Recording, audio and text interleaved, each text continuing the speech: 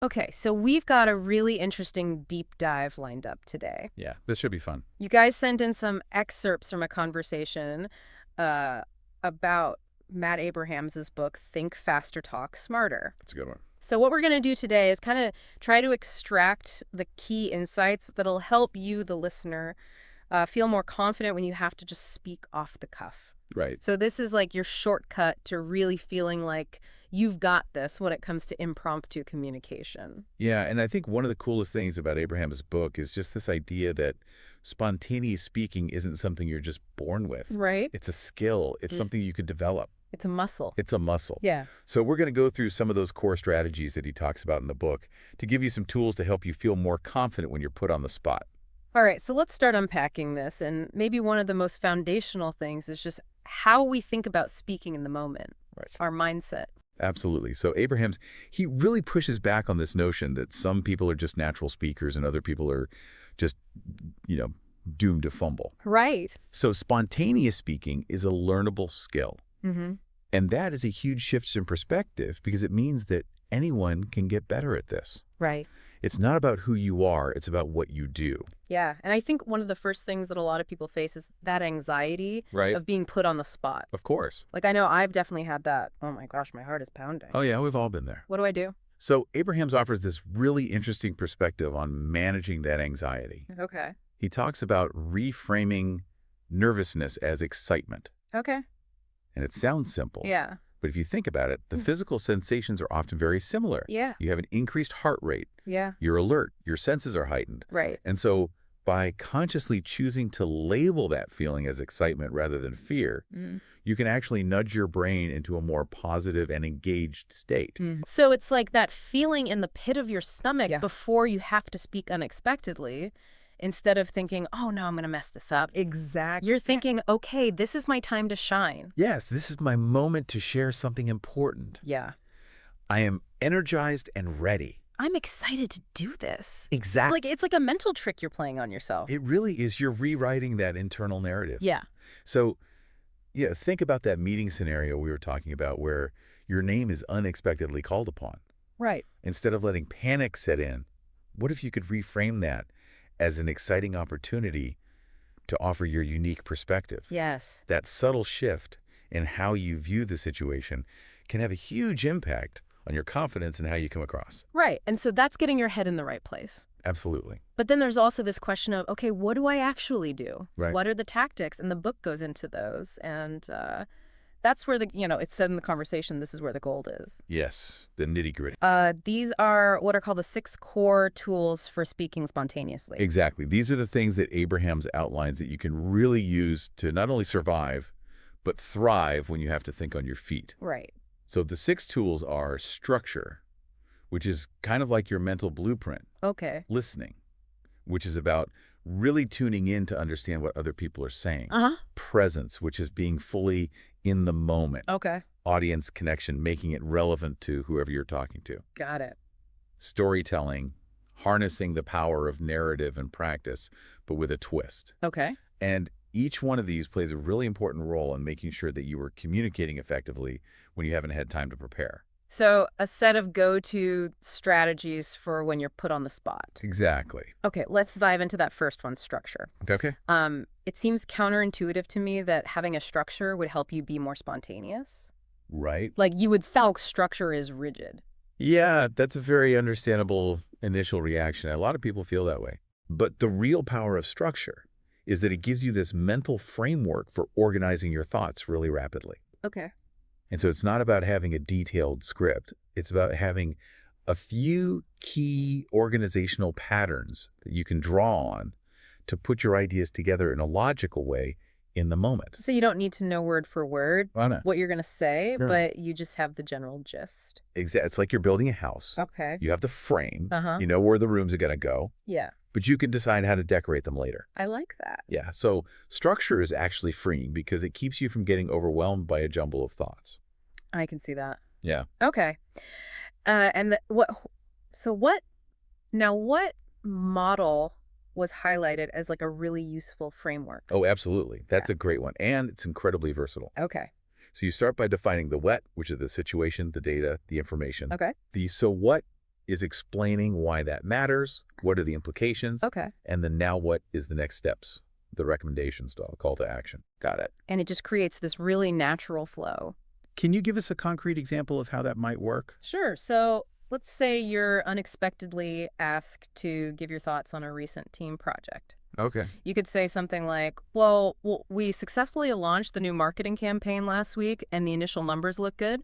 Okay. So what this suggests that we're reaching the right people and our message is working. Uh-huh. Now what we need to keep an eye on the data and make adjustments as needed over the next month.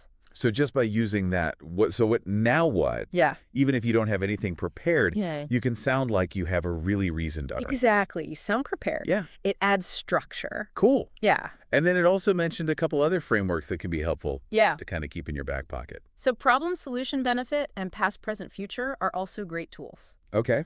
Problem, solution, benefit is especially effective if you're trying to address a challenge. You clearly state the problem, then you present a solution, and then you talk about the positive results that will come from that solution. So can we walk through an example of that one? Sure. So imagine you're in a brainstorming meeting and someone brings up the issue of low employee morale. Okay. You could say, problem, we've seen a dip in morale lately, and it's impacting productivity. Okay. Solution, I propose we do more team-building activities and create a system for feedback so people feel heard. Right.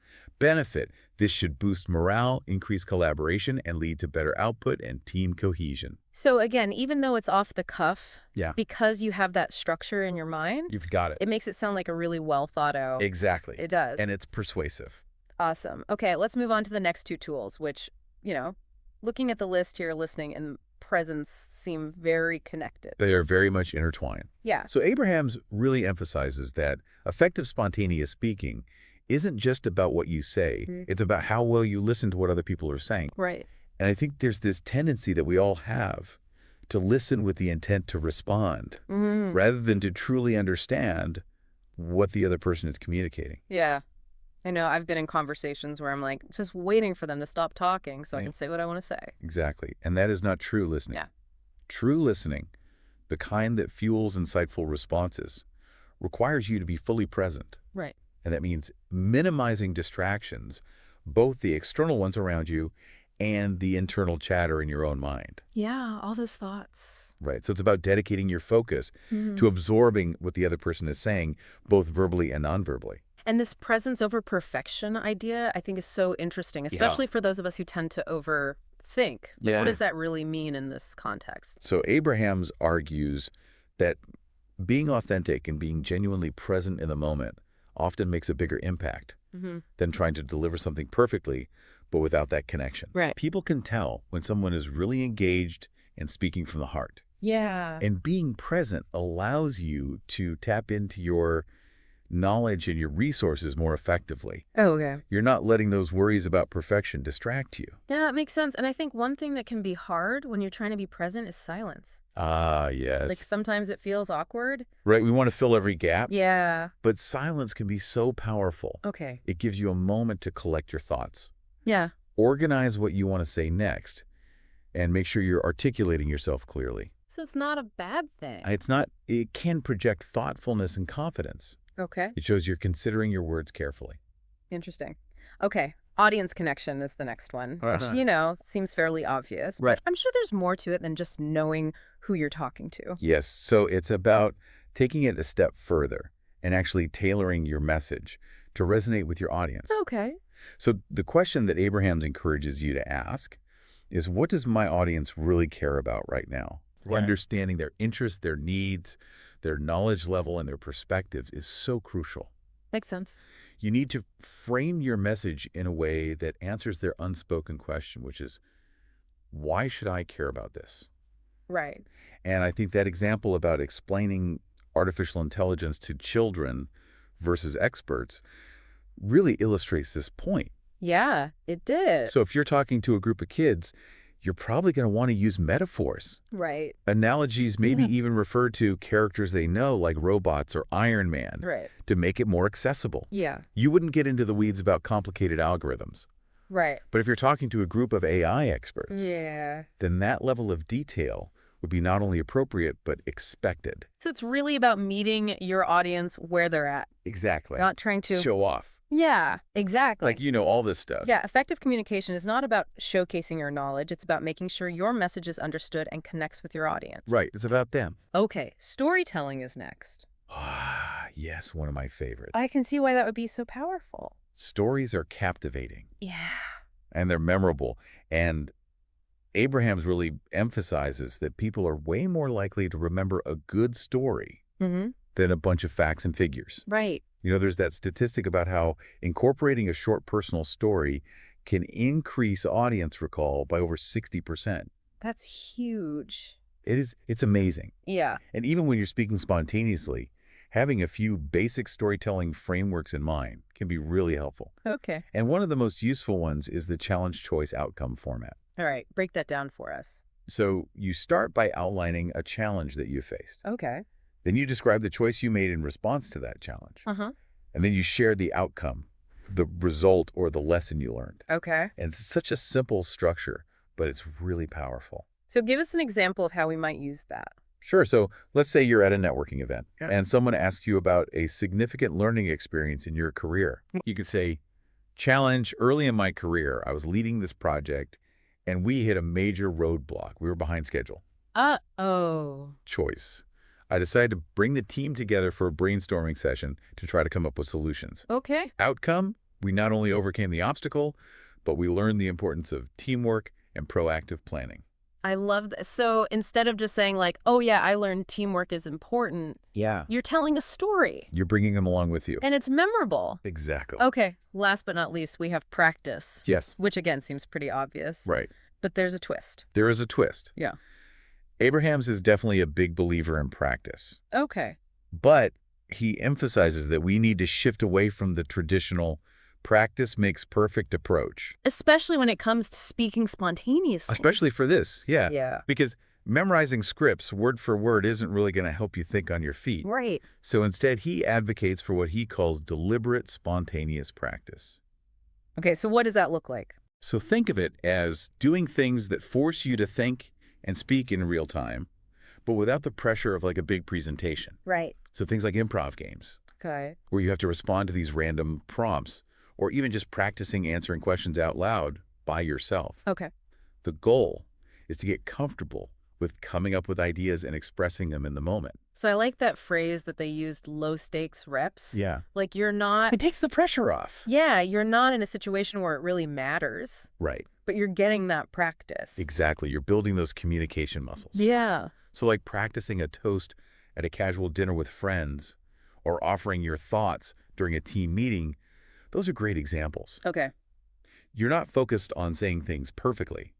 You're focused on getting comfortable with the process. So it's less about memorizing what to say and more about being okay with not having a script. Yes. Yeah. It's about becoming adaptable and confident in your ability to communicate no matter what comes up. That is so reassuring. Yeah. Because I think so many of us fear that moment where we don't know what we're going to say. We fear the unknown. And we feel like we're going to sound dumb. Yes. But if you can practice being okay with that, Right. it takes so much the pressure off. It does. It's about progress, not perfection. I love that. Yeah. Well, this has been such a great deep dive into Think Faster, Talk Smarter. It's a good one. I really love this idea that spontaneous speaking is a skill we can all develop. Absolutely. And I love how versatile these 6 tools are. Yes. It's not just for like a big presentation. It's Okay. for all these everyday moments. For life. Yeah. For sure. So as you're going about your day, think about how these ideas might apply to your own communication. Yes. And the next time you find yourself in a situation where you need to speak off the cuff, maybe try using one of these tools. Right. Like consciously say to yourself, okay, I'm excited about this. Yeah. Reframe that nervousness. Yeah. Or think about, okay, what's the structure I can use Yeah. to make this really clear and easy to follow? Exactly. So to leave you with a final thought as you go forward. Okay. How might intentionally focusing on and applying just one of these 6 tools in your next impromptu speaking situation Yeah. affect your confidence and how effectively you communicate? It's a great question to ask yourself. Yeah. And then also, what other beliefs do you have about communication that maybe you should re-examine Well, that's a good one. Yeah. in light of what we've talked about today? I like that. All right. Well, thanks for joining us for this deep dive. Of course, this was fun. Until next time.